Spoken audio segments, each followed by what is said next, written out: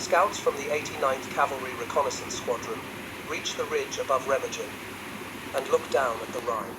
What they radio back to Lieutenant Colonel Leonard Engerman stops him cold. The bridge is still there. The Ludendorff Railroad Bridge, a double-tracked steel structure built during the First World War and named for the German general who championed its construction, sits intact across 270 meters of cold, fast-moving Rhine water. German soldiers and vehicles are still crossing it. Planks have been laid over the railroad tracks to let wheeled vehicles pass. The retreat is in full progress, and the bridge is still standing. Engerman arrives at the ridge, confirms it through his own field glasses, and does not hesitate. He calls forward Lieutenant Karl Timmermann, a 22-year-old from West Point, Nebraska, who has been in command of Company A of the 27th Armored Infantry Battalion for less than 24 hours. He gives him an order so unlikely it sounds almost like a mistake. Take the bridge. What followed over the next 18 days is one of the most concentrated engineering operations in the history of the United States Army. American combat engineers, working under artillery fire, aerial bombardment, floating mines, and the first ballistic missiles ever aimed at a battlefield target, kept a crossing over the Rhine open long enough to push more than 125,000 soldiers, tanks, artillery, and trucks across the last major natural barrier into Germany.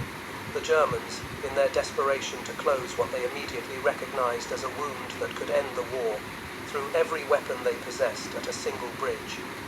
They sent jet bombers, they sent frogmen, they sent a 600mm siege mortar, and then, in a moment that has no precedent in the history of warfare, they redirected their V-2 rockets, the most advanced ballistic missiles on Earth, away from the cities they had been hitting for months, and aimed them at a bridge in a German river town. They missed. The engineers kept working, and the Western War in Europe was shorter by at least 3 weeks because of what happened at Remagen.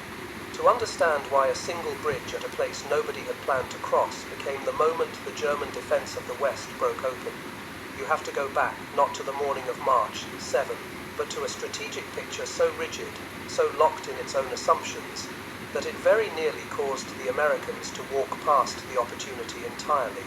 The Rhine is not an ordinary river. It runs for roughly 766 miles, and along its central stretch through Germany it is wide, swift, deep, and cold enough in March to kill an unprotected man in the water within minutes. Since the time of the Roman Empire, it has served as the natural defensive boundary of the German interior. In the first months of 1945, it was the last serious obstacle standing between the collapse